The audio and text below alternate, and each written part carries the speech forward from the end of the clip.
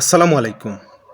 এক ভাই প্রশ্ন করেছেন, ৪ জন সমঅধিকার ওয়ারিশ সম্পত্তির ৩ দাগের মালিকানা থেকে একজন ওয়ারিশ ১ দাগ থেকে সে পায় ৪.২৫ শতক, কিন্তু সে বিক্রি করেছে ১২.৫ শতক। তবে প্রশ্ন করলে সে বলে, আমার বাকি ২ দাগ থেকে আমি কম নিব। এটা কি যুক্তিসঙ্গত কথা নাকি ঘাপলা আছে?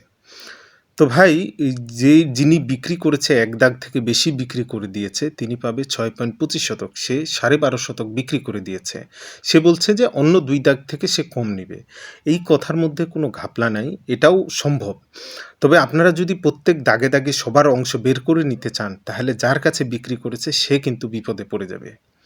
তো এই দিকটা মাথায় লক্ষ্য করে আপনারা যদি চান, আপনারা যে ৪ জন ওয়ারিশ আছেন, এই ৪ জন ওয়ারিশ মিলে কিন্তু ব্যাপারটা বসে সমাধান করতে পারেন। একটা বন্টননামা দলিল করে তার বাকি ২ অংশ থেকে সে যতটুকু পাবে সেই অংশটুকু আপনাদের সবার নামে আপনার বন্টন করে নিয়ে যেই দাগ থেকে বিক্রি করেছে সেই দাগ থেকে আপনারা কম নিলেন, বাকি যে আরও ২টা দাগ আছে ওই ২টা দাগ থেকে কিন্তু আপনারা বেশি নিয়ে এই ব্যাপারটা কিন্তু সমাধান করে ফেলতে পারেন।